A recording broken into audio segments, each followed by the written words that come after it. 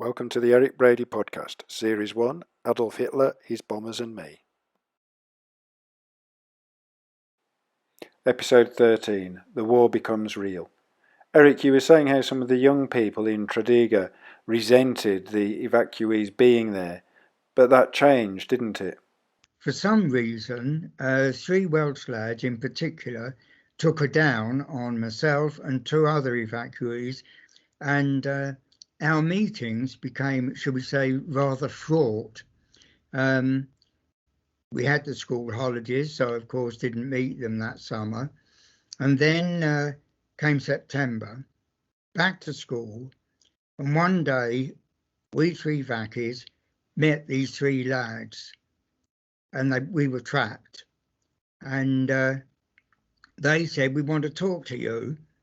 And they then said that they had gone to the cinema and seen the newspapers, because what had happened was that the London Blitz had really started on the 7th of September, the Saturday before this Monday. They trapped us, and they had seen the pictures in the newspapers, and then a few days later on the newsreels of the way London was being slathered by hundreds of bombers that were coming over day and night as they were targeting the Pool of London with the shipping, and of course because it was the capital city.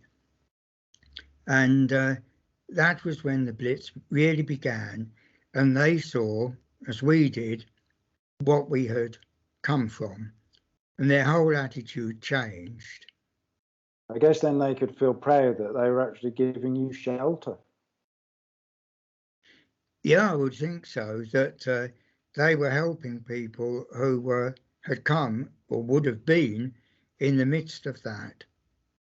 Another thing that happened actually was when our mother came down to see us, and she was asked by each of the foster parents, Kitty's and mine, living in different towns, if she would talk to some of their friends and neighbours of what it was really like. This must have been about the November, early December of 1940, when the Blitz had been in force for about 2 months. And I remember how proud I was when we all assembled in the front room, the best parlour of our house, and it was my mum who was talking to these people, and they were listening to with bated breath to what she was describing as the bombing of London.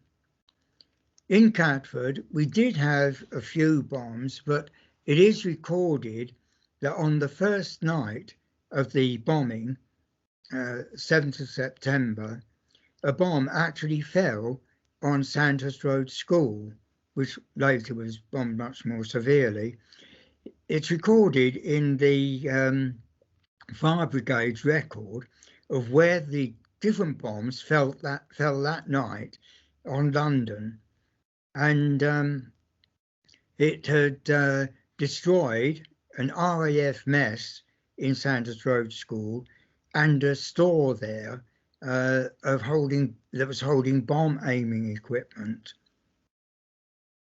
When your mother came and was explaining about the Blitz in London, did that make you very worried for the safety of her and the rest of your family? In a way, many kids can be quite callous at that age and things not be real to them unless they're actually experiencing them. And to me, as I think to many kids who weren't actually going through the bombing, it was exciting. And so I don't recall that I was particularly worried. What do you remember of life at school in Tredegar? It was quite relaxed. We were in the town hall, as I recall, because the room on one side had the sign on the door of Mayor's Parlour. It was really just an upstairs hall, and downstairs there was a bit of unkempt garden. And In the classroom, I remember we had all ranges of ability. We were all herded together. Our relationships were pretty good because, of course, we were a group together. We knew each other, had known each other for a long time because it was the same class that we had in London and then had been in Folkestone together, and now we're here in Wales.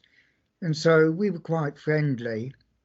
And what made the war really come home to me then was that the father of one of the lads in the school was a sailor. And whenever the parents came down to see the children were always allowed the day off, or however many days the visit lasted. And as I was going home, I saw this lad walking down the street, holding his mum's hand with one hand and his dad's with the other, and he was beaming all over his face, and his father was in Navy uniform. And then some months later, the teacher said to us, I want you to be very kind to this lad. They just had news that his father had been killed in the Navy, bringing a convoy of ships across from America to the UK. And that made an impact on all of us in a way that talking about the bombing of London hadn't impacted on us in the same way, because here was a lad whose dad had actually been killed. A lad whom we knew and whose father I'd actually met, but only in passing. But it really brought home to us the reality of war. To buy your copy of Adolf Hitler, His Bombers and Me to read alongside the series, go to ericbradybooks.co.uk. The Eric Brady podcast can be found on YouTube, podcast services, and at ericbrady.blogspot.com.